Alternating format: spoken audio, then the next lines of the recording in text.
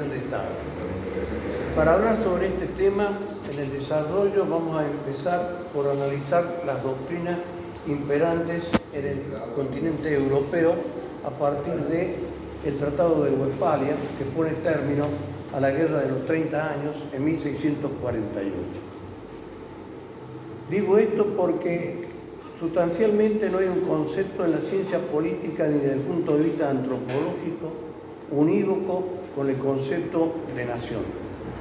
Es así que, en este sentido, a partir del fin del cese de la Guerra de los 30 años, empieza a surgir una tradición en Francia donde se desplaza el poder del monarca, se va a desplazar hacia el concepto de que la pertenencia del poder es el pueblo.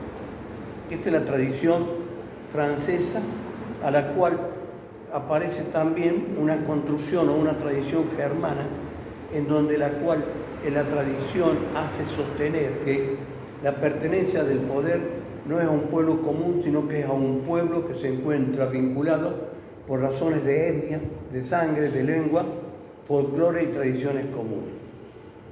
Pero esto va a tardar un largo periodo hasta que se vaya a cristalizar en verdaderas doctrinas políticas.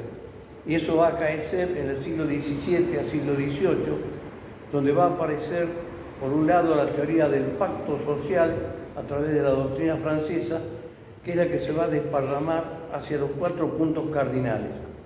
La doctrina francesa o la teoría del pacto social indudablemente empieza a emerger o a demostrar directamente un distanciamiento de las concepciones religiosas cristianas y empieza a emerger el hombre como centro de poder o centro de atracción. Es así que para Rousseau, el hombre que nace bueno es en contraposición a Hobbes, ¿no es cierto? Vive en paz, vive en armonía, pero necesita una organización, y esa organización lo lleva a la constitución de un poder que va a ser lo que se va a denominar el Leviatán, y es necesario para ello la formulación de un pacto. Ahí empieza a emerger el concepto de nación ya como una comunidad política que, si bien está sentada en rasgos de tradiciones históricas, culturales, lingüísticas, va a hacer ver que no es necesario que todas las personas que habitan en esa comunidad tengan el mismo origen, la misma etnia, a diferencia de lo que va a suceder con las doctrinas alemanas, en donde fundamentalmente el vínculo precisamente es la etnia, la sangre. A partir de esa concepción rusoniana y del pacto, ¿no es cierto?, es que se va a transferir hacia los 4 puntos cardinales las ideas que van a sustentar en la Hispanoamérica los conatos de rebelión o de movimientos independentistas como fue el de Tupac Amaru. En el caso del Río de la Plata, ¿no es cierto?, vamos a distinguir principalmente para ver cómo es la construcción de la nación, de la identidad nacional, la existencia de 2 líneas históricas, una línea nacional y una línea liberal. La línea nacional aparece enraizada con la cultura hispánica criolla, que tiene como centro de unificación el mestizaje. No olvidemos que las colonias españolas, sobre todo, tenían como eje fundamental que llegaban hombres. Consecuentemente, esos hombres entraron en relaciones con los indígenas y de ahí surge el mestizaje. Ese mestizaje es el crisol que va a unificar precisamente la unidad y los principios hispánicos con las comunidades autóctonas. Vale decir que para esta corriente nacionalista, el germen de la unidad nacional se va a encontrar precisamente en los lazos hispánicos originados en el espacio del medioevo y del Renacimiento, no en el espacio borbónico, en donde en aquel nosotros vamos a encontrar valores como el coraje, la solidaridad, la fe religiosa. En tanto, la corriente liberal, nosotros vamos a encontrar fundamentalmente una concepción laicista, librecambista, el hombre como centro de acción. Esto tiene, como dije recién, una fuente, un origen, ¿no es cierto?, la fuente de cada una de estas dos corrientes precisamente. En un lado está la corriente hispánica, cristiana, con el valor del coraje, los valores personales, la solidaridad.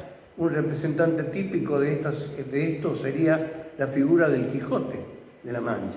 Y como correlato, ¿no es cierto?, como parangón en el campo de la Argentina naciente, va a ser la figura del Martín Fierro como una figura que va a mantener semejantes valores.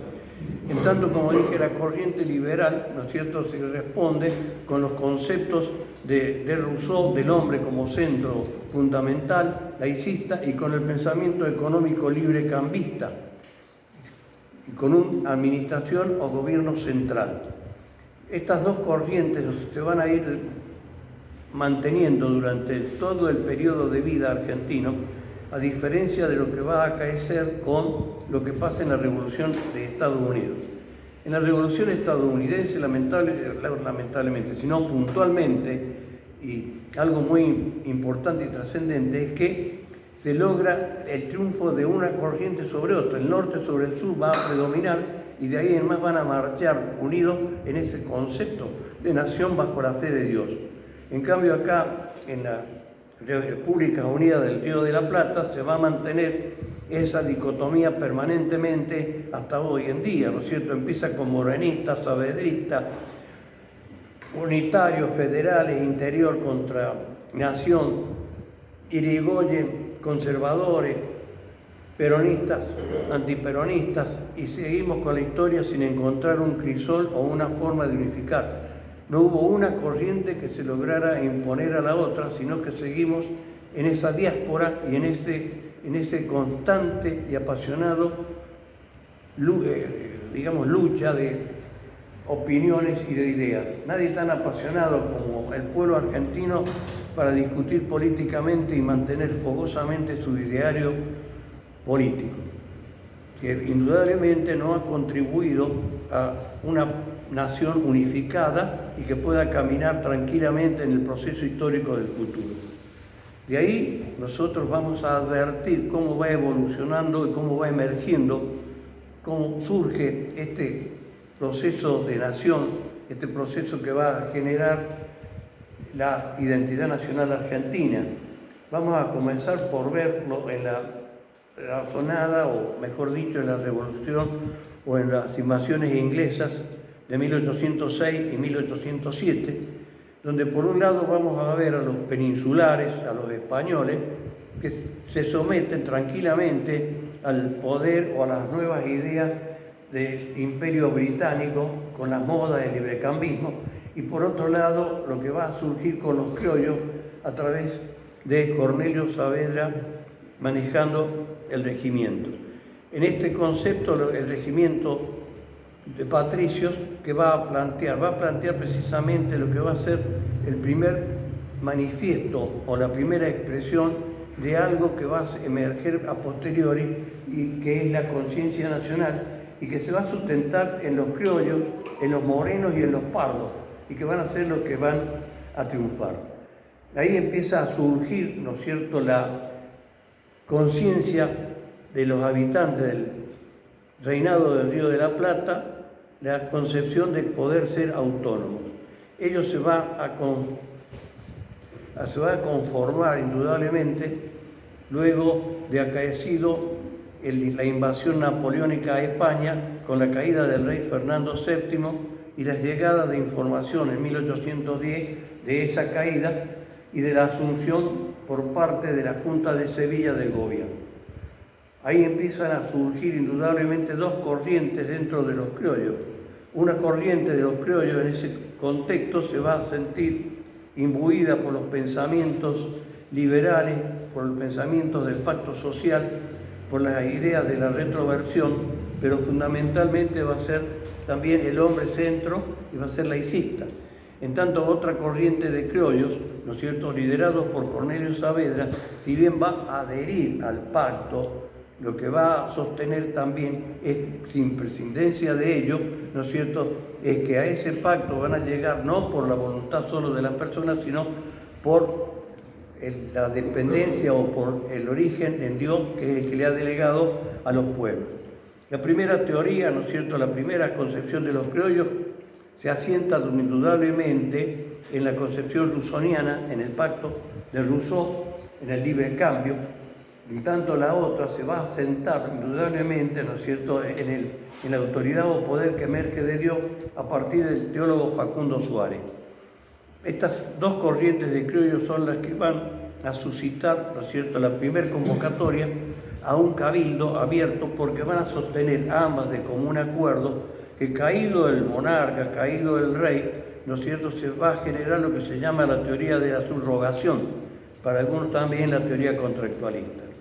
En este contexto, la teoría de subrogación no implica ni nada más ni nada menos que el reconocimiento que la autoridad y el poder reside en el pueblo, en uno que ha sido transferido a la corona por el imperio de un contrato de impuestos por la fuerza y no por el consenso libre de los pueblos. En tanto, en la otra vamos a advertir que si bien se acepta la teoría de la retroversión y el retorno del poder al pueblo, vamos a encontrar en ella que la fuente de todo esto también sigue siendo cristiana, sigue siendo la fe religiosa. Estos dos conceptos no se van a poder unificar indudablemente a lo largo del periodo histórico, sino que van a mantener subyacentes. Acá viene el interrogante de decir, ¿existe la nación o no existe el concepto de nación? Según la corriente liberal, el concepto de nación es una construcción o un desarrollo intelectual que se va a concretar a lo largo del tiempo. Para la corriente nacionalista, a la inversa, sostienen que el concepto que la nación subyace en el pensamiento, en el consciente de las personas y que se ha encontrado adormecida a través de lo largo de los tiempos. Pero que eso no impide que se vaya a desarrollar a posteriori y que vaya a dar lugar a las nacionalidades y a lo que es el nacionalismo. Concretada la primera junta de la primera reunión del Cabildo el 22 de mayo, y no habiendo sido conveniente a los intereses de los grupos mayoritarios de las corrientes de los criollos unificados, se depone al virrey y se logra armar la primera junta. En la primera junta, que va a estar presidida por Cornelio Saavedra, vamos a encontrar las figuras también de otros personajes como la de Mariano Moreno, Vieites, Monteagudo, Castelli, entonces, que son los que van a sostener fundamentalmente las ideas rusonianas y que para ello se van a valer indudablemente de las comunicaciones o de los medios periodísticos como la Gaceta y de intercambios culturales. Nosotros vemos ahí que está emergiendo ya la primera contradicción histórica, ¿no es cierto? La primera contradicción histórica es entre los liberales, que pertenecían al grupo de Monteagudo, Castelli, Moreno, y hay algunos que lo incluyen a Manuel Belgrano. Y aquí quiero hacer una diferencia, ¿no es cierto? Si bien Manuel Belgrano era partícipe de las teorías del pacto, de la retroversión, era fundamentalmente un pensador católico, defensor de la fe religiosa. O sea que eso marcaba una diferencia para enmarcarlo dentro de la concepción rusoniana de un Moreno, de un Monteagudo, de un Vieites, de un Castelli. En ese evento o reunión del Cabildo, ¿no es cierto?, fundamentalmente la voz cantante fue la de Castelli, sosteniendo como la teoría de la retroversión, que todo el poder había vuelto al pueblo y que era el pueblo el que debía elegir sus autoridades, sus soberanos. Y Cornelio Saavedra es el que pone término a todo esto, diciendo que no quepa duda que es al pueblo al que le corresponde el poder y la autoridad. De ahí en más nosotros vamos a ir viendo que existe todo un proceso de designación de gobiernos que no van a durar demasiado en el tiempo por distintas disputas intestinas entre el centralismo y lo que va a ser la autonomía. A partir del Cabildo del 25 de mayo se envían circulares al interior de la provincia donde se convoca a las provincias a que envíen sus representantes. En ese mensaje no solo van el mensaje, ¿no es cierto?, sino que va el manifiesto de que es Buenos Aires la capital, que es Buenos Aires la que va a manejar o conducir el proceso, en tanto y en cuanto se sienten los dueños de la teoría de la retroversión, lo que genera una serie de conflictos en el interior que no van a encontrarse adscritos a ese principio centralista de Buenos Aires, sosteniendo tanto las provincias y las villas la teoría de la retroversión, con lo que las provincias sostenían que ellas también eran autónomas y que ellas también habían recuperado el poder de designar las autoridades. Otro tanto sucede con las villas, con lo cual empieza a suscitarse un problema de las autonomías del interior con el centralismo porteño. Indudablemente que esto merece también el repudio o el rechazo de toda la corriente española, que refugiada en la provincia de Córdoba, del Tucumán, va a originar un principio de alzamiento instaurado por el gobernador de la Concha, por el obispo Orellana y por Santiago de Liniers, los cuales son derrotados, luego son fusilados para aplacar. Consecuentemente, todo esto nos va demostrando dos confrontaciones: las autonomías provinciales contra el centralismo porteño. No obstante eso, la primera junta, ¿no es cierto?, va a lograr que se presenten ante el centro porteño los delegados del interior, para lo cual indudablemente no habían dejado de lado de que no viniera cualquier representante del interior, sino que vinieran representantes que tuvieran la misma concepción, porque si no, no iban a poder unificar criterios para los pasos posteriores a seguir. En esa contienda de autonomías provinciales y gobierno central, para formar lo que se denominó la Junta Grande, se arma una gran disputa entre Cornelio Saavedra y Mariano Moreno, que es lo relacionado con la teoría de la representación y la teoría del mandato. En esa teoría hay quienes sostenían que los delegados del interior tenían un mandato imperativo, con lo cual se anteponía ese concepto de mandato imperativo a la idea de unificación nacional, entendía Moreno, con lo cual debilitaba la posibilidad de mantener un gobierno autónomo e independiente, y él empieza a sostener la teoría de la representación, en la cual los delegados del interior eran representantes, llamémosle así, diputados de la nación. Más allá de que prevalezca la posición de que los delegados del interior van a ser representantes de la nación, todas estas pujas o luchas van a ir mostrándonos paralelamente una situación de depredación o una hispanofobia que se va a detectar precisamente en los documentos y sobre todo en el órgano oficial de publicidad que era la Gaceta, donde principalmente Moreno, luego Monteagudo, entre otros, son los que van a empezar a sostener los conceptos depredatorios de todo lo que ha sido la cultura hispánica en el Río de la Plata. En ese contexto, ¿no es cierto?, vamos a ver aparecer las publicaciones de Moreno de repudio a los hispanoamericanos por habernos tratado en forma desigual a los criollos con los peninsulares, el trato comercial y económico despectivo, ¿no es cierto?, por lo cual ellos sostenían que ellos habían sido subyugados por la fuerza y no por el consenso de los pueblos. O sea que España significaba para ellos lo antiguo, lo retrógrado, lo no racional.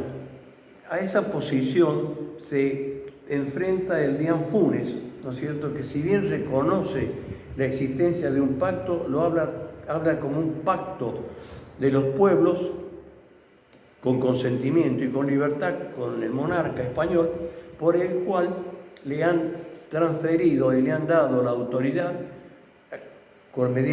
para que le garantice la defensa mediante el pago de los tributos. En esa diatriba se mueven estas dos corrientes de opinión los órganos oficiales del movimiento libertario. Estas situaciones, ¿no es cierto?, van también paralelamente de la mano a la necesidad de ¿qué? De mantener la defensa de la autonomía del gobierno a través de la formación de ejércitos y de expediciones. Así se van a organizar expediciones a la banda oriental, se van a organizar expediciones al Paraguay y al Alto Perú. Todas estas expediciones van a tener resultados dispares. La de Montevideo logra victorias parciales y derrotas parciales, logra en algún momento imponer autoridades autóctonas, como fue el caso de la figura de Artigas, ¿no es cierto?, que Artigas se identifica con la unidad de la Liga Nacional de todas las provincias que conformaban el virreinato del Río de la Plata, en tanto que en Paraguay va a suceder a la inversa, en donde el enviado Mariano Moreno no logra derrotar a las fuerzas realistas, sino que tiene que abdicar y tiene que claudicar con el gobierno de Francia en aquel momento, y firman un tratado de paz y armisticio por el cual reconocen al Paraguay la facultad de elegir sus propias autoridades y que más tarde va a dar lugar a que Paraguay se declare su independencia. En cuanto a la expedición que se manda, a la expedición al norte, vamos a darnos cuenta, vamos a advertir que sucede algo sorprendente, que a la orilla del río del Paraná, Manuel Belgrano enarbora el pabellón argentino por primera vez, el cual empieza a mostrar la existencia de un símbolo que es uno de los elementos esenciales también para la conformación de la nación. Pero este símbolo no es aceptado por el gobierno central y no acatado. Pero también paralelamente en ese año 1811 aparece otro signo también de emancipación y de soberanías, que es la cantata nacional, que luego sería reconocida como el himno nacional argentino en la asamblea del año 13, que fue elaborado por Vicente López y Planes con Blas Parera, en donde también vamos a notar la hispanofobia, cuando en una de sus estrofas dice que ha nacido una nación libre, soberana, coronada a sus 100 de laureles y a sus pies rendido un león. Eso va mostrando que generaron, según la corriente liberal imperante, la construcción de una nación que no tenía sustento en la hispanidad, a la cual la consideraban retrógrada. Toda esa hispanofobia se va a mantener a lo largo del tiempo, ¿no es cierto? Fundamentalmente hay un periodo crítico que sería hasta 1820, en una primera etapa, después va a volver a renacer la hispanofobia. Pero esa hispanofobia que estamos mostrando, esa estrofa del himno, decían va a ser sacada del contexto durante el gobierno de Roca, pero no es porque quisieran reconocer solamente la cultura hispánica, sino que era consecuencia de las gran corrientes migratorias provenientes de España y de Italia.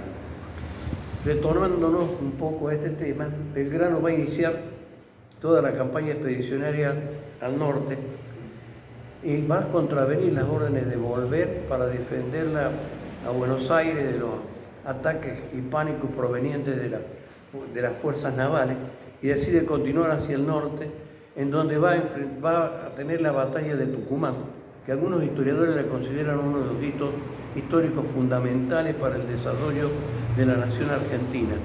Ese triunfo de la batalla de Caseros es la que da origen a la caída de la Junta, ¿no? Indudablemente la desprestigio. Las conquistas del norte, ¿no es cierto?, tuvieron distintas vicisitudes. Porque si bien antes de Belgrano, la primera expedición al mando de Castelli, acompañado de Monteagudo, había logrado triunfar y llegar hacia el Alto Perú, fueron derrotadas y tuvieron que retrotraerse. Por eso es que asume a posteriori Belgrano y que es el que conduce el ejército del norte, que tiene en la batalla de Tucumán el primer hito histórico, y después va a avanzar hacia el Alto Perú. Y acá va a suceder con las derrotas de Ayohuma y el éxodo jujeño, que va a mostrar por primera vez también otro hito interesante de manifestación del pueblo unido, del pueblo criollo unido con españoles autóctonos y criollos nacidos, el identitario de algo que se contrapone con los realistas y que es el de tener un gobierno autónomo. Ese éxodo jujeño es un hecho trascendente e importante, que como un pueblo, ¿no es cierto?, decide retroceder para evitar que los realistas se apoderen de él, y va a librar la batalla de Tucumán, en donde nuevamente vuelven a triunfar las fuerzas nacionales en contra. Pero todo este periodo, hago hincapié, va mostrando en los periódicos, en toda la influencia, la creación para los liberales de una concepción de lo nacional como algo nuevo, sin sustento en las tradiciones hispánicas y criollas. Ese es el sustento fundamentalmente que a través de los medios de prensa, que era la Gaceta, el órgano oficial, y todos los documentos, se trata de impulsar y de hacer unívoco el concepto de nación o un patrón que se va construyendo a partir de la Revolución de Mayo, sin raíces en la fe religiosa, en las tradiciones hispánicas. Hago hincapié en esta situación porque es la matriz de las dos corrientes que indudablemente han conducido los destinos de este país bajo distintas formas. En el caso de la evolución del concepto de nacionalidad, vamos a ver cómo a posteriori de todos estos procesos, que no me voy a tener que detener tanto en detalle de los distintos gobiernos que han ido sucediéndose continuamente desde 1810 en adelante, sino que me voy a referir a algunos de ellos en cuanto a hitos trascendentales o fundamentales que van a servir para configurar la unidad nacional o el concepto de nación, tanto para la concepción nacional como para la concepción liberal, la cual vamos a notar algo que es fundamental. La historia oficial ha borrado precisamente la concepción nacional de raíces hispánicos criollas, fundamentalmente, y la ha borrado de tal manera que a través de todos los medios lo único que ha ido haciendo es generar una xenofobia a los realistas con una degradación, depreciación de las tradiciones, de la fe religiosa, de las instituciones.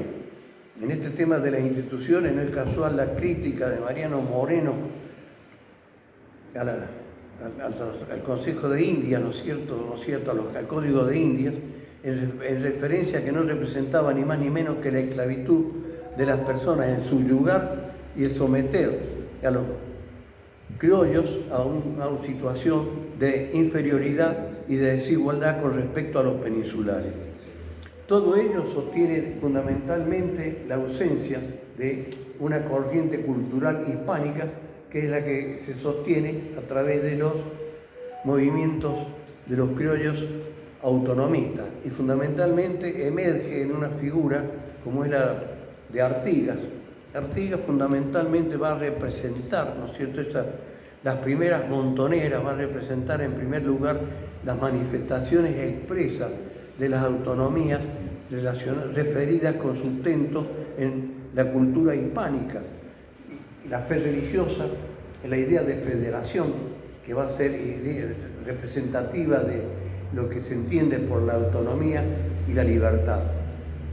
Artigas va a lograr constituir un Congreso de los Libres del Sur en 1815. Imagínense, en 1815, un año antes de la independencia del Tucumán. En ese año, 1815, Artigas, con la unión de Misiones, Corrientes, Entre Ríos, Santa Fe, en el Congreso de los Unidos del Sur, declara la independencia absoluta de la Provincia Unida del Río de la Plata.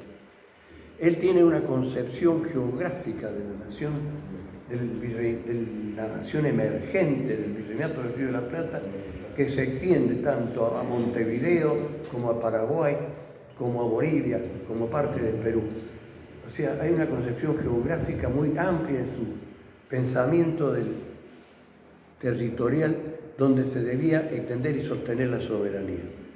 Ahora bien, ese pensamiento artiguista que va a reflejar precisamente el surgimiento o el renacimiento del pensamiento nacional se ve reflejado en el gobierno que él impone o en el que él es artífice en la provincia oriental, y va a tener una administración donde va a tener sustento sobre todo en la población, en el pueblo, los derechos del pueblo, en distribuir la tierra a sus habitantes, en la concepción económica defensora de la producción o de la industria local, llamémosle así, incipiente, en contraposición al libre cambio, fundamentalmente.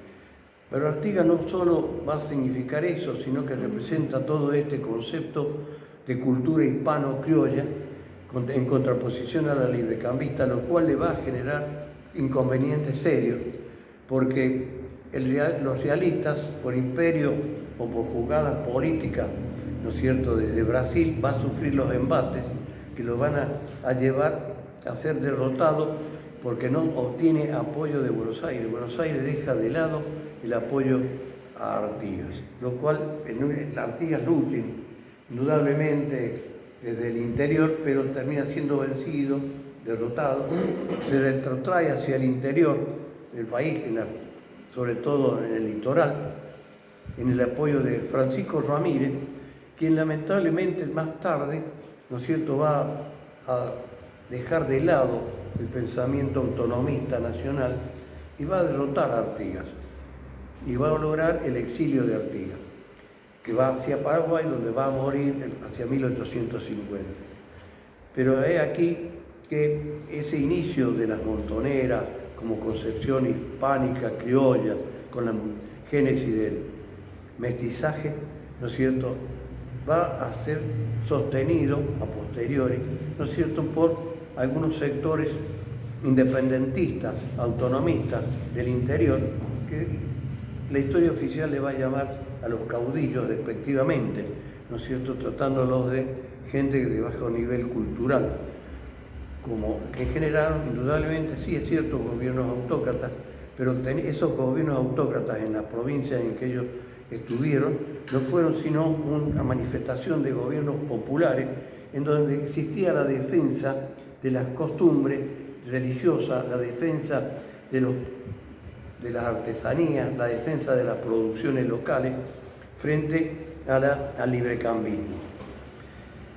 De tal manera que estamos conformando una nación con dos diferencias fundamentales en las cuales lamentablemente, salvo el caso de Artigas y de las montoneras, va a ir mostrándonos una historia oficial de depredación de la cultura hispánica, de la vinculación de la cultura hispánica con la criolla y con la proveniente del mestizaje con los indios. Y lamentablemente eso se va a manifestar fundamentalmente en el gobierno de Rodríguez, en donde Rivadavia es ministro del Interior, y él va a tratar de volver y fundamentalmente hacer hincapié y fortalecer el primer proyecto liberal, donde lo único que importa es el gobierno central porteño, librecambista, con desprecio hacia el interior del país. Esto va a sostener nuevamente todo un proceso histórico en donde el autonomismo del interior no se ve reflejado en el gobierno central o en el gobierno nacional. Esas autonomías provinciales, ¿no es cierto?, fundamentalmente emergentes de las provincias del litoral con Santa Fe, Entre Ríos a la cabeza, van a lograr en la batalla de Cepeda el derrocamiento del gobierno y fundamentalmente el planteo ya emergente de que existe un interior que no está de acuerdo con el centralismo porteño, que quiere ser partícipe del gobierno. No obstante, la derrota de Cepeda no logra el interior imponerse al centralismo porteño, porque hay una situación económicamente desfavorable hacia el interior. Buenos Aires había continuado manteniendo la aduana, manteniendo su riqueza. El interior, en tanto y en cuanto se había desangrado en las luchas de la emancipación, y se había visto empobrecido por las políticas librecambistas. Consecuentemente no tenía un potencial económico no tenía fuerzas militares organizadas, no tenía armamento. Entonces esa lucha solamente sirvió para, si bien provocar una derrota, no poder imponer sus pretensiones al gobierno nacional de lograr una participación.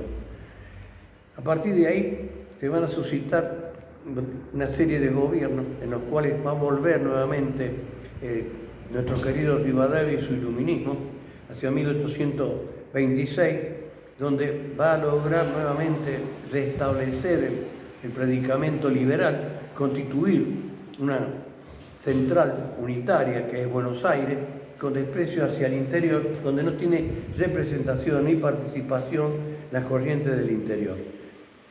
Normalmente a eso se lo ha denominado ese centralismo unitario y al sector autonomista se lo ha denominado federal.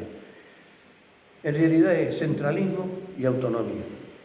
En ese centralismo vuelve a aparecer el problema, como dije recién, el problema del pacto social, del libre cambio, del sojuzgamiento hacia el imperio británico y fundamentalmente la toma de empréstitos que van a constituir la primera deuda argentina, como es el caso del empréstito Baring Brothers, que supuestamente se utilizaría para la construcción de puertos, que su destino ha sido denostado o no hay una certeza clara a dónde fue a parar, si fue a parar a las casas de cambio que se asentaban en Buenos Aires, manejadas por inescrupulosos comerciantes británicos, o si fue a parar a las arcas del poder.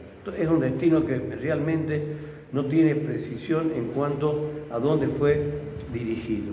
Pero sí, lo que sucede en ese contexto también es que hay un problema de defensa de la integridad de Buenos Aires ante la prepotencia del gobierno de Brasil, o mejor dicho, los gobiernos portugueses, y que va a originar un conflicto militar armado en el cual, si bien Argentina en Ituzaingó va a derrotar a Brasil, la debilidad económica de Argentina, dicen algunos historiadores, lleva a que se firme un armisticio desventajoso para los intereses de Buenos Aires.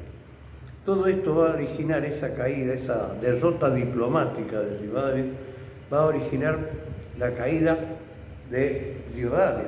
De ahí en más se va a suscitar una serie van a seguir suscitándose conflictos de autonomías entre las provincias y su participación necesaria en la administración central. Pero hasta acá sí vamos advirtiendo una concepción nacionalista representada por la cultura hispánica, criolla, representada por las autonomías provinciales, posteriormente representada por los caudillos, fundamentalmente por Artigas, de conformar una nación con una cultura hispano-criolla que tiene su tradición en su lengua y toda su historia y la fe religiosa cristiana. No así en la corriente liberal, que es la que va a sostener fundamentalmente al hombre como centro de todas las cosas. En este periodo, en este contexto, ¿no es cierto?, vamos a ver emerger la figura de Juan Manuel de Rosas. Juan Manuel de Rosas, que es un ganadero, que tiene arraigo entre el sector ganadero, en el sector saladero, pero fundamentalmente tiene una raigambre y una fe religiosa fundamental que lleva a que él, por su personalidad, por las características que tiene, ha tenido una representatividad popular que lo hace que sea electo gobernador de Buenos Aires y designado como el restaurador. Si bien en ese periodo Rosas no se dedica a la constitución de la Confederación, se va a dedicar al restablecimiento del orden, al restablecimiento de la economía, al restablecimiento de la pacificación, al reconocimiento de las autonomías provinciales. Pero fundamentalmente lo que va a hacer es un gobierno de administración y de pacificación. Él va a lograr armonizar todo en un pacto federal que se suscribe con la provincia del Litoral, que es el famoso Pacto Federal de 1831, que la mayoría de los historiadores lamentablemente lo presentan como un acuerdo, una alianza defensivo en contra el general Paz en contra de la provincia de Córdoba. Pero aquí hay algo que llama poderosamente la atención, y es que Mitre reconoce en el Pacto Federal la piedra fundamental del federalismo. Y no es menor esa apreciación de Mitre, porque es cierta. En los artículos del Pacto Federal, más allá de la alianza defensiva, ofensiva, del Pacto de Alianza de Pacificación, existe una cláusula expresa, concreta, que convoca a la constitución de un Congreso Constituyente de un Estado federal. Empieza a aparecer por primera vez la figura de lo federal en contra de la concepción librecambista, centralista, unitaria y porteña. Es la primera vez que aparece, concretamente, oficialmente. No solo aparece acá, lamentablemente ya tenía un antecedente, como dije recién, que fue Artigas, ¿no es cierto?, en su famoso Congreso de los Pueblos del Libre del Sur, que ya había declarado la independencia absoluta. Pero acá se plasma en lo que es el territorio nacional, en la parte territorial, en el centro porteño precisamente, con el Tratado del Pacto Federal, ese principio, la constitución y la conformación de un gobierno federal donde tenga representación la autonomía provincial. Lamentablemente, ¿no es cierto?, esa concreción de ese Congreso Constituyente va a demorar mucho en el tiempo. Ello va a demorar porque ya en la segunda gestión de don Manuel de Rosas, como representante de la Confederación Argentina, ¿no es cierto?, va a lograr dejar de lado un poco las apetencias de los grupos ganaderos, porque se va transformando la economía un poco de la ganadería tradicional, clásica y de los saladeros, va a ir llevando hacia la cultura lanar. Urquiza, por su parte, que también es partícipe de la cultura de la ganadería, también se va a enrolar con los grupos laneros. De tal manera que se va a generar una división interna en Buenos Aires que no se le ha prestado mucha atención en las historias oficiales, y no es casual, porque precisamente no es que se trate de un gobierno autoritario, despótico, sino que se trataba de un gobierno precisamente que defendió las economías del interior, que defendió la libre navegación de los ríos interiores para las provincias del Virreinato del Río de la Plata y no para el mundo exterior. Ejemplo de ello es la Vuelta de Obligado. La Vuelta de Obligado es un ejemplo fundamental de lo que es la soberanía, de la cual Rosas es uno de los grandes artífices. ¿No es cierto?, que la historia también normalmente la ha borrado y la ha hecho aparecer como una simple batalla. No se trata de una simple batalla, se trató simplemente de impedirle el ingreso del Imperio Británico con sus producciones ya originadas en la Revolución Industrial para colocar sus productos en el interior. Así, esos hechos trascendentales, convocatoria a un Congreso Federal, convocar la defensa de la soberanía, van demostrándonos que Rosas, si bien puede decirse que fue autoritario, se pueden decir muchas cosas en su contra, no menos cierto es que existen cosas que fueron y son y han sido muy positivas para el devenir de la historia argentina, como es la defensa de la soberanía, como es la defensa de la producción interna, la pacificación con los caudillos, con las autonomías provinciales y su representación. Pero vuelvo a repetir, el hecho económico, de la transformación económica de la producción de Buenos Aires va a debilitarlo a Rosas, porque el sector ganadero de Buenos Aires, como el sector ganadero del litoral, más los intereses de los grupos de pensadores románticos con Echeverría a la cabeza desde Uruguay, van a boicotear y van a tratar de desprestigiar la administración del gobierno de Rosas. Todo esto va a configurar un contexto político. Rosas tuvo que pasar no solo el bloqueo que dio origen a la Vuelta de Obligado, sino bloqueos anteriores de Francia e Inglaterra. Tuvo que soportar indudablemente el bloqueo anglo-francés, que culminó con la Vuelta de Obligado y llevó a algo que fue fundamental para Rosas, que fue el triunfo diplomático de Rosas logrado con los tratados internacionales celebrados con Inglaterra y con Francia primero, donde se reconoció la autonomía del gobierno nacional.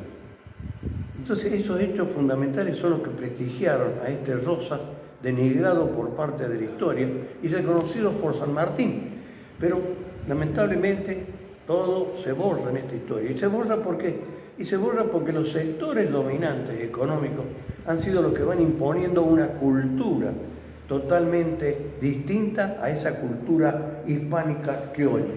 Es así que ante esa coyuntura local de debilitamiento económico en el frente interno con los ganaderos frente a los lanares, va a originar precisamente que Rosas tenga que enfrentarse con Urquiza y sea derrotado en la batalla de Caseros. No tenía todo el poder militar que tuvo otrora por la ausencia del apoyo de los sectores ganaderos y se ve obligado, se ve derrotado y se ve obligado a exiliar. De ahí en más, ¿qué acaece en Argentina? ¿Qué sucede? Y bueno, de ahí en más, ¿qué sucede? Sigue durante 10 años la lucha de interior, o sea, la lucha de Urquiza como representante de la Confederación con Buenos Aires, con victorias de Urquiza, que entra a Buenos Aires a gobernar Buenos Aires, ¿no es cierto? Pero no logra imponer un gobierno central y no logra que Buenos Aires se adhiera a esta confederación, lo que lo va a llevar a retrotraerse hacia su Entre Ríos y va a lograr asentar la Confederación Argentina en Entre Ríos, en donde va a convocar a un Congreso General Constituyente. Congreso General Constituyente en el cual se va a dar pie a la Constitución de la Nación Argentina, pero ya sin la presencia de Buenos Aires, que se encuentra escindida porque sigue sosteniendo el poder económico librecambista a través de la aduana y el comercio con las coronas británicas, en donde eran la factoría Buenos Aires y el proveedor Inglaterra. Urquiza, indudablemente, no es un representante total, ni mucho menos, de lo que significa la cultura hispánica criolla. Se va a concretar un Congreso General Constituyente que va a dar origen, ¿no es cierto?, a la nación argentina, a un Estado federal, pero que no va a estar conformado por ese ideario español, sino que va a estar fundamentalmente centrado en el ideario de Juan Bautista Alberdi, en sus bases,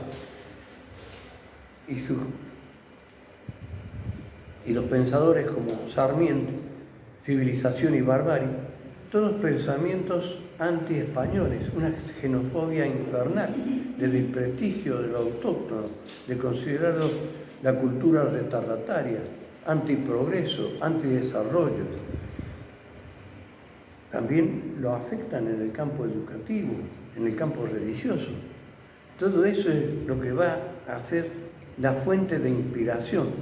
Todo ese odio, todo ese rencor es lo que va a dar lugar a esta Constitución, que si bien, ¿no es cierto?, va a dar lugar a la constitución de un Estado federal, ese Estado federal que ellos van a plasmar, ¿no es cierto?, ya con la existencia de 3 poderes, que tiene su origen en las teorías republicanas de Montesquieu, que pone coto un poco a la figura del Leviatán de Rousseau, en el sentido de que es necesario la existencia de un poder que una a todos los habitantes de la nación, pero ese poder puede transformarse en absolutista, puede degenerar, para lo cual, para Montesquieu necesitaba otro control de otros 2 poderes, que fue el poder judicial y el poder legislativo.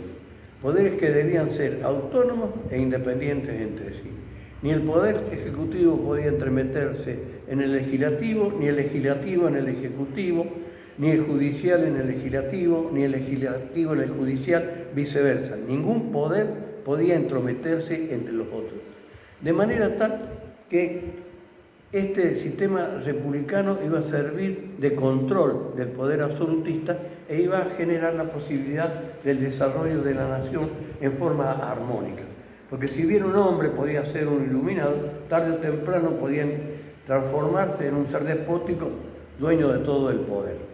Toda esa teoría se ve reflejada en nuestra Constitución Nacional. Pero es aquí que toda esta figura dogmática que aparece como el baluarte, el tesoro de la unidad nacional, es una patraña. Porque indudablemente, ¿qué es lo que hace?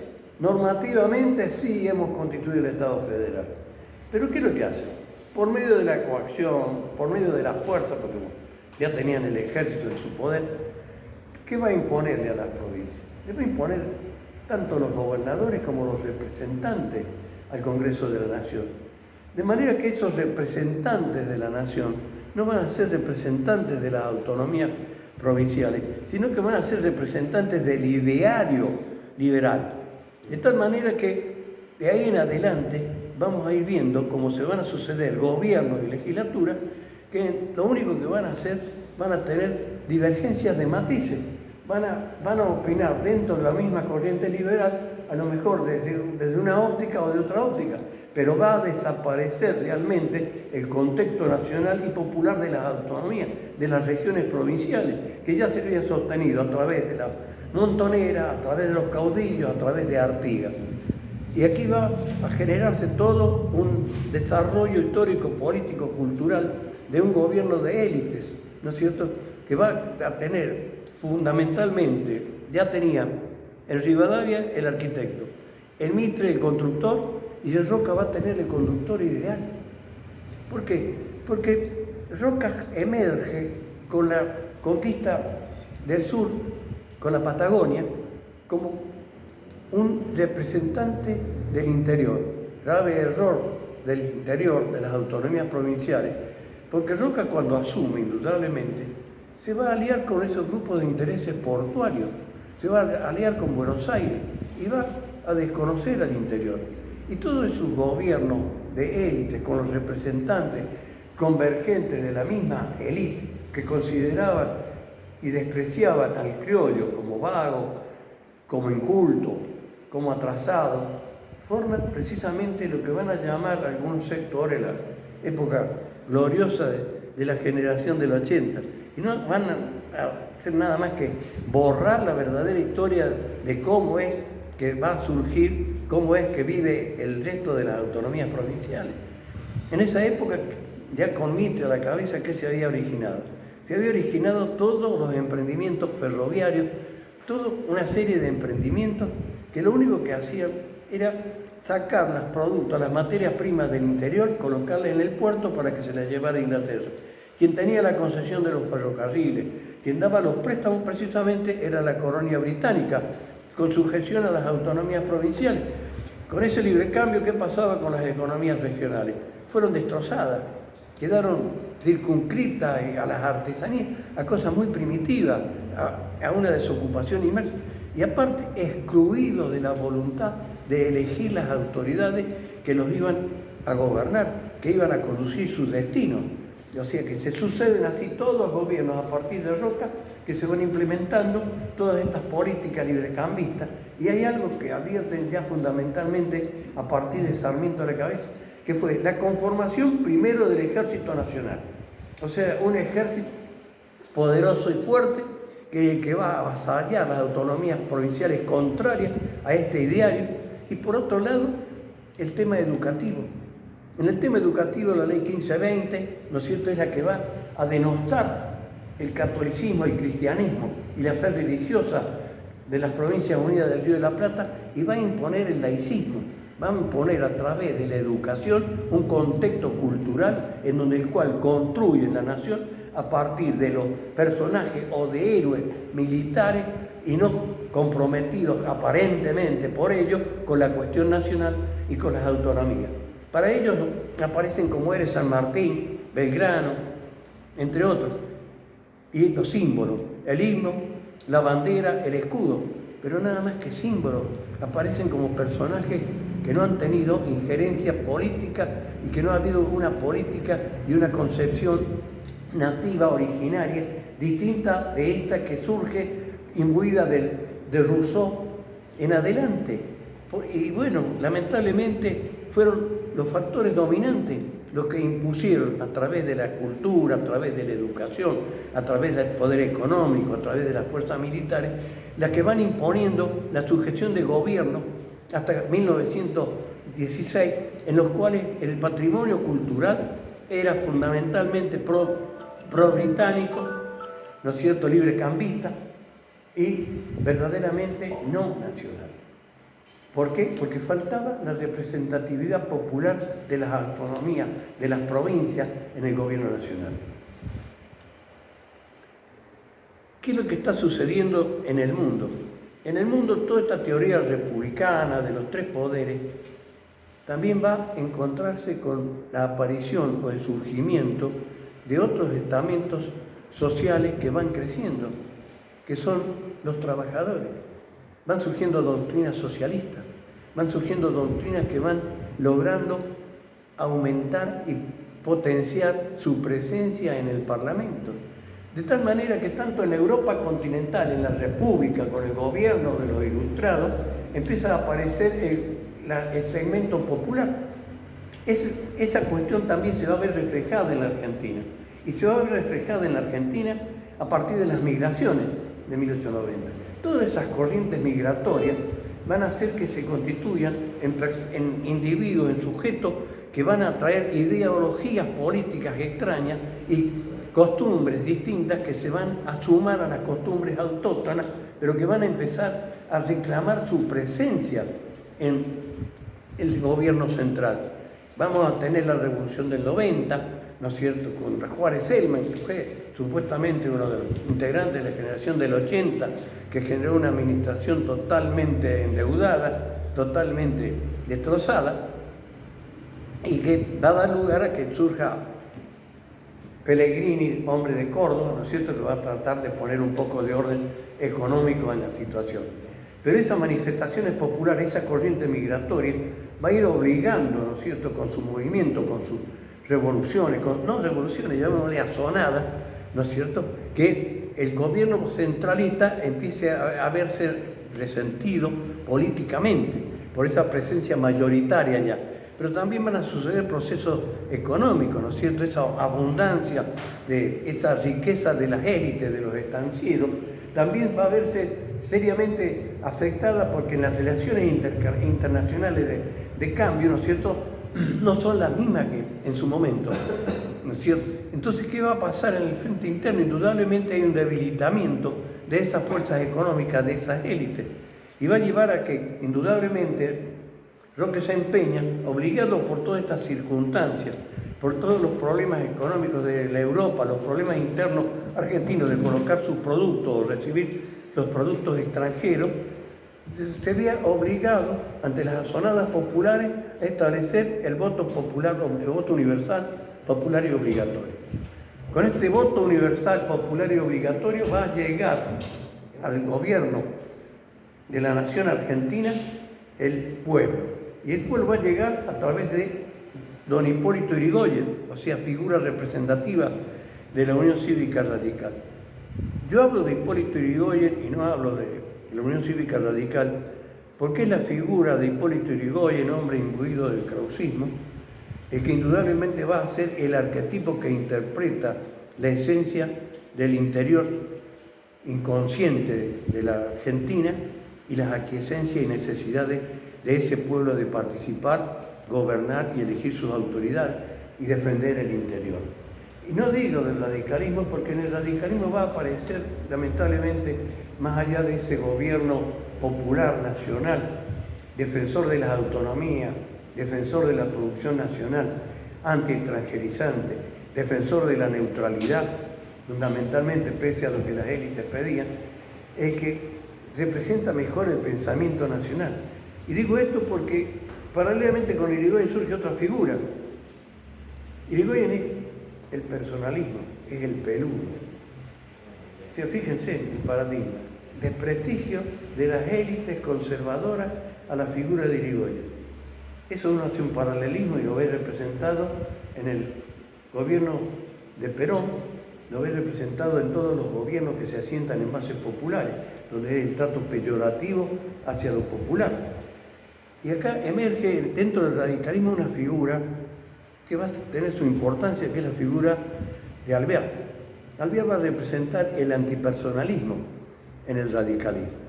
Y precisamente ahí está la fuente o el sustento del radicalismo que vemos hoy en día patentizado en esta coyuntura político-histórica que estamos viviendo, en donde la figura de Irigoyen, el pensamiento de Irigoyen, no emerge a la luz de lo que expresan los representantes hoy en día en el Congreso, sino que están representando más el antipersonalismo de Alvear. Un antipersonalismo que, si bien también hablaba de lo nacional, era librecambista, fue consecuente con los intereses británicos en toda su gestión de gobierno y a posteriori, en la década de 1930, como ya veremos en la segunda etapa. Pero es hasta esta etapa, fundamentalmente, donde en una retrospectiva vemos en el origen del nacionalismo, el origen de la nación, el origen de la soberanía, en una concepción hispánico-criolla con un crisol en el mestizaje, donde se encuentran los idearios de las instituciones, de la fe religiosa, de la cultura, de la autonomía, de la independencia, de la libertad, del coraje, de la personalidad, magníficamente representados en la figura de Quijote, como dije antes, en la España medieval, y que en la Argentina lo va a representar la figura de Martín Fierro, que es levantada entre otros grandes pensadores argentinos como el elemento representativo y que va a surgir con la corriente de Irigoyen como elemento catalizador de lo argentino, de lo criollo, de lo auténtico. Con Irigoyen sostengo, en mi opinión, que nace nuevamente, o renace, mejor dicho, el concepto de lo nacional, el concepto de soberanía, concepto nacional imbuido del pensamiento religioso, imbuido de la defensa de la autonomía, imbuido de la independencia, de la libertad, de todo sometimiento al extranjero. Una expresión de ello más auténtica no es otra, ni más ni menos, que cuando se declara neutral en la guerra, en la Primera Guerra Mundial, pese a las pretensiones de los conservadores de declararse, por supuesto, aliados como corresponde a la corona británica y sus acólitos. Bueno, es así que hasta esta época vamos a ver que acá aparece nuevamente el pueblo, la provincia reflejada en el Parlamento. ¿Y qué sucede? La legislatura se ve conformada por representantes que no son de los estancieros, que no son de las élites, sino que son representantes populares, son representantes del común de la gente. Y empieza precisamente también lo que va a ser la carrera y la campaña de desprestigio de Hipólito Yrigoyen a través de los medios de la élite. Bueno, he llegado hasta acá, en esta clase, en las clases posteriores, vamos a seguir con el derrotero histórico-político hasta nuestros días. Así que, bueno, cualquier interrogante, cualquier aclaración, pero antes que nada voy a dar dos conceptos, o tres conceptos, ¿no es cierto?, en mi opinión. ¿Qué es la identidad nacional? Bueno, la identidad nacional, ¿no es cierto?, es algo que es una creación, es algo que no es natural, es algo que psicológicamente surge en las personas, es un sentimiento de ser parte integrante de una comunidad histórico-cultural ligada por la nación. De ahí vamos a entroncarnos con lo que es el concepto de nación. Nación es una comunidad que tiene vínculos religiosos, culturales, históricos, lengua común y que se asienta en un territorio. Ahí vemos la concepción de nación como concepto territorial, que es lo que se ve y se avisora en los conceptos que señalé allá en el siglo XVII y XVIII en la doctrina francesa, que sostiene que existen dos tipos de naciones, la nación territorial y la nación política. La nación política es aquella comunidad de personas unidas por vínculos culturales e históricos que se encuentran unidas en una nación y en una autoridad común. Ese es el concepto de nación política, comunidad histórico-cultural de personas que reconocen el asiento o que reconocen una convergencia hacia un gobierno único. El Estado, ¿qué es lo que es el Estado? El Estado precisamente es la organización jurídico-política de la nación, donde vamos a tener un poder central, ¿no es cierto?, y los otros poderes que hemos avisorado, en el régimen republicano, en el régimen parlamentario va a ser de otra manera, pero en este régimen va a ser un gobierno central, los gobiernos y las autonomías provinciales con los gobiernos provinciales. Nación jurídicamente organizada, que se da su propia institución, su gobierno, su forma de elección de de las autoridades. Bueno, no sé, ¿alguna pregunta, algo? Quisiera hacerle una pregunta, doctor. Primero agradecerle por compartir su desbordante conocimiento con nosotros, ¿no? Ahora, yo lo venía escuchando, estaba muy expectante a saber cómo analizaba usted el impacto sobre la identidad nacional que tiene un hecho político fundamental y sociológico fundamental y demográfico fundamental como es la inmigración básicamente europea que parte fundamentalmente en 1890 más o menos. Y cuando usted de algún modo redondea su concepto al llegar Irigoyen al poder, sostiene que Irigoyen viene a representar y a reivindicar a las provincias y a atenuar un centralismo. Claro, me faltaría escuchar de la clase que viene a usted, pero yo digo, el centralismo porteño se ha acentuado lejos de atenuarse. Y el irigoyenismo ha continuado a través de Perón gran parte de su concepción. Mi pregunta es, doctor, ¿nos podría ampliar por qué sostiene usted que viendo hoy la Argentina, influida básicamente por el irigoyenismo de entonces, tan centralista, por qué dice usted que viene a haber una reivindicación y una puesta en valor de las provincias a partir de Irigoyen? El advenimiento de Irigoyen, precisamente, hay que retrotraerse un poco con las corrientes inmigratorias que usted mencionaba recién, fundamentalmente, que son las que van a traer hacia la Argentina unos idearios contrarios a lo que es el librecambismo. Vienen socialistas, vienen anarquistas, vienen laburantes, pero gente que no participa en las decisiones políticas. En el irigoyenismo, ¿no es cierto?, esos sectores se van a ver representados fundamentalmente gracias a la ley del voto universal obligatorio, que va a permitir la participación del interior, de los pueblos del interior. Hasta ese momento el Parlamento argentino estaba constituido fundamentalmente por la élite conservadora, por los representantes de los estancieros, por los representantes de los grandes poderes concentrados de Buenos Aires. ¿No es cierto? Si bien había estancieros en Córdoba, había estancieros en varios lugares, pero fundamentalmente es la idea del estanciero la que predomina en el Parlamento argentino. Con Irigoyen llegan al poder representantes del pueblo, representantes del común, representantes de los criollos, que anteriormente no habían podido participar, no habían podido votar. Por eso entiendo, en mi modesta opinión, de que Irigoyen va a representar el ingreso del pensamiento de las autonomías provinciales y de los caudillos y de las montoneras en ese congreso que va a constituir. Irigoyen, más allá de la votación, que gana por el 48%, antes de asumir, ¿no es cierto?, hay manifestaciones populares de apoyo que le piden que asuma. Irigoyen se opone a esa manifestación y sostiene que él debe hacer lo que el pueblo manda, pero dentro del marco de las instituciones. Y en esas instituciones, precisamente, la figura que va a representar la oposición a ese centralismo porteño, a ese gobierno de élites, va a ser precisamente el ingreso a través del voto universal y popular del criollo, de las provincias que reflejan el pensamiento de las autonomías provinciales.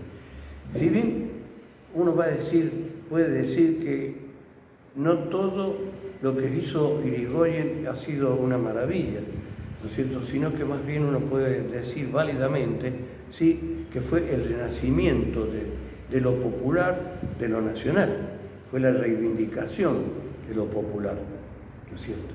En ese sentido es que Irigoyen es un representante natural de ese pensamiento y lo lleva a la práctica y lo asume y lo concreta, ¿no es cierto? Y ese pensamiento que es tan cuestionado por las élites, ¿por qué se cuestiona por parte de la élite? El advenimiento de lo que ellos consideraban el vasallaje, Las élites pensaban que eran los elegidos, que el poder, los derechos eran solo de ellos, que el resto era vulgar, vago, inoperante, servil, que no servía para nada. Era un desprecio total hacia el criollo. No era hacia el desprecio que tenía la metrópoli con los autóctonos. Esto era más grave, porque era un desprecio cultural. O sea, se había borrado la tradición hispánica, se había borrado toda esa tradición. Entonces, con Irigoyen llegan todas estas cuestiones en un crisol, si bien no es algo muy claro todavía, pero ahí aparece, ahí surge nuevamente, renace, después de Rosa, el advenimiento del interior en el gobierno nacional, el surgimiento de lo popular contra lo élite. Entonces, en ese sentido es que reivindico y sostengo el pensamiento de lo que, en mi opinión, representó Irigoyen para las autonomías provinciales. Ahora, doctor, claro, si me entiendo, ¿no? Porque mi pregunta iba a la traducción en los hechos respecto de la real autonomía de las provincias, especialmente en materia económica. Mi pregunta iba destinada a saber su opinión respecto de si el irigoyenismo y su ideario provocó un fortalecimiento económico de las provincias que equiparara sus fuerzas al centralismo de Buenos Aires. Ese es el punto del sentido. En el proceso de Irigoyen, en ese momento, existe un proceso de defensa del desarrollo económico interior, pero no de un desarrollo industrial sostenido, sino de un desarrollo económico de las producciones regionales, fundamentalmente. No hay un librecambismo absoluto, sino que hay una suerte de protección a las producciones nacionales. Pero no hay, ¿no es cierto?, en el proyecto, en el proceso de Irigoyen, una muestra de un desarrollo económico sostenido industrial. Ejemplo de todas estas cuestiones van a ser las luchas que se van a dar en los procesos económicos industriales. Los talleres Bacena, las luchas de los talleres Bacena, son un ejemplo típico, ¿no es cierto?, de que no existía un desarrollo industrial, sino que era un incipiente desarrollo industrial y que lo único que emerge, ¿no es cierto?, prioritariamente, son una industrialización básica muy elemental, muy primaria. No hay un desarrollo industrial, es un sostenimiento de la economía regional, no un desarrollo de la economía hacia algo que fuera una perspectiva de desarrollo industrial del país de los argentinos. Gracias, doctor. Una pregunta que habla del tema industrial. ¿Por qué nosotros nunca terminamos de manufacturar nuestros elementos primarios y fueron a parar todo el puerto? Hubo un problema, o sea, las élites estas trabajaban junto con Inglaterra y no dejaban generar todo eso. Indudablemente que la política librecambista atrae aparejada como consecuencia precisamente hacer del país colonia, porque más allá de que decíamos que éramos argentinos, era colonia británica, sujeta al imperio británico, éramos productores de materia prima, no había valor agregado para nada. Por eso los ferrocarriles lo único que hacían era traer los productos, las materias primas hacia el puerto de Buenos Aires para que se fueran hacia la corona británica. A ellos le sumaron fundamentalmente otro tema que es trascendente, que fue la educación. Con la educación lograron toda la dominación cultural y la construcción de un ideario, de una concepción de nación, totalmente alejado. Muy bien, si no hay nada más. Le agradecemos, doctor. No, ustedes. Muchas gracias.